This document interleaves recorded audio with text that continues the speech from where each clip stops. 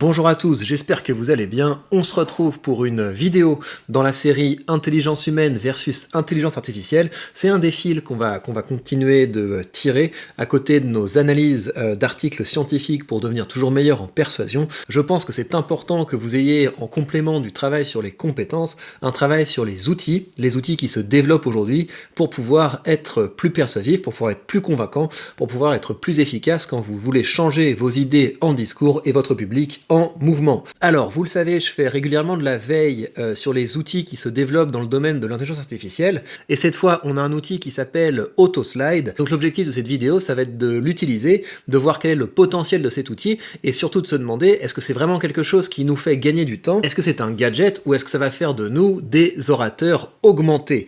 Avant cela, juste pour vous donner un petit peu de contexte, j'avais déjà eu besoin de clarifier ça au moment où j'étais passé d'une pratique de la rhétorique universitaire à une pratique de la rhétorique sur les réseaux sociaux, c'est qu'il fallait tout le temps justifier le fait que, bah oui, une bonne prise de parole, c'est une prise de parole dans le monde d'aujourd'hui, et le fait est qu'aujourd'hui, la nouvelle agora, ce sont les réseaux sociaux, et que bah, y a beaucoup plus de gens qui ont besoin d'apprendre à faire des discours en texte, en audio, en vidéo, pour les publier sur LinkedIn, sur Facebook, sur TikTok, Instagram, etc., que de gens qui ont besoin d'éléments de langage pour pouvoir faire un discours en toge face à l'assemblée des citoyens réunis. Et donc je pense qu'une partie de mon travail de pédagogue, c'est que vous soyez non seulement à la pointe de la langue, à la pointe de la psychologie, mais que vous soyez également à la pointe des outils pour diffuser vos idées. Alors qu'est-ce que c'est que cet outil? C'est un outil dont la promesse est de nous permettre de faire des présentations PowerPoint, équivalent PowerPoint, mais en se prenant beaucoup moins la tête qu'avant. Alors comme ça, présentation PowerPoint, c'est un truc que j'utilise pas hyper souvent, j'en utilise quand je fais des séminaires,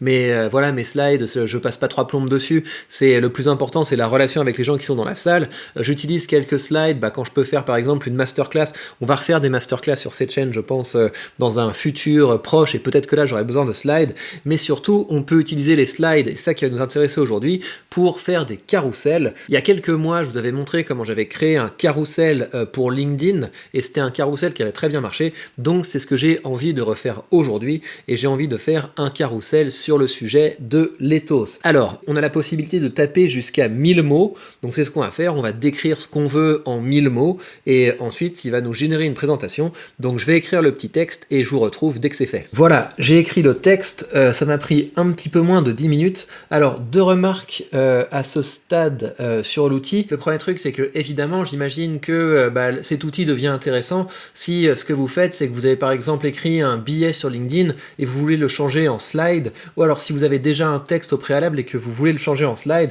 j'imagine que c'est fait pour ça. Vous pouvez également imaginer, voilà, vous lancez ChatGPT pour vous écrire un texte et ensuite vous le lancez en slide. J'imagine que c'est censé être un gain de temps pour voilà, changer un texte qu'on a déjà en un visuel. Alors l'autre truc, c'est que j'espère que quand je vais appuyer sur Next, j'aurai encore la possibilité de corriger mon texte, parce que vous savez, moi je suis quelqu'un qui n'ai jamais eu l'orthographe fixée. J'espère qu'ils ont pensé à ça, une possibilité d'éditer par la suite. Alors, je vous lis le texte que j'ai écrit. Le concept d'éthos en rhétorique peut sembler obscur. Je vais vous montrer que c'est très concret et que travailler votre ethos est votre meilleure chance de faire grandir votre auditoire.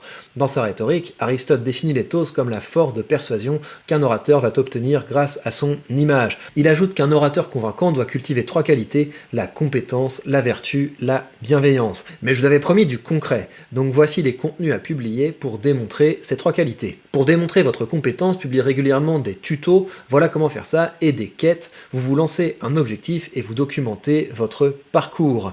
Pour démontrer votre vertu, publiez des contenus vision. Voici le monde dans lequel je veux vivre, c'est pour ça que je m'efforce de...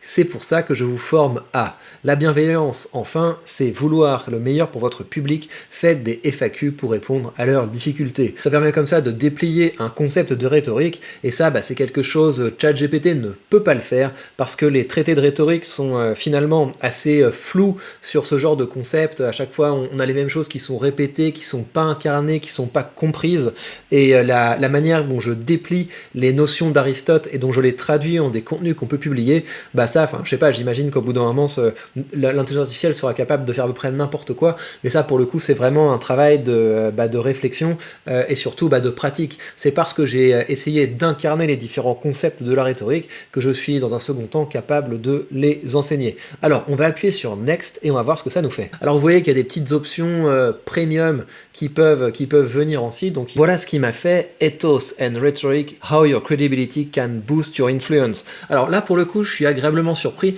Alors, évidemment, je suis un peu déçu qu'il m'ait foutu le truc en anglais parce que enfin voilà, ça va pas être exploitable tel quel comme moi. Mais donc, c'est bien qu'il ait eu cette capacité de trouver un titre comme ça et un sous-titre, c'est quand même pas mal. Table of Content, donc ça c'est bien, les 3 qualités de l'éthos d'Aristote, démontrer votre compétence, montrer votre... Ouais, donc là déjà, le truc a pas bien compris la structure. Il y avait une partie où on définit les qualités, et ensuite il y avait une partie qui proposait un type de contenu associé à chaque compétence. Alors bon, ça c'est très joli, c'est bien fait.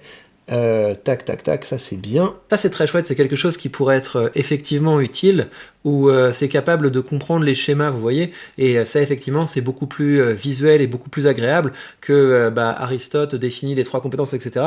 Donc de façon générale, je trouve que l'intelligence artificielle est utile pour faire du passage d'un format à un autre, vous voyez, quand vous dites à une intelligence artificielle, tiens, change-moi ce texte en un tweet, etc. Là, il y a des choses qui fonctionnent assez bien. Et c'est pas bête ce qu'il a écrit, ça, il a bien compris le système. Tac, tac, tac.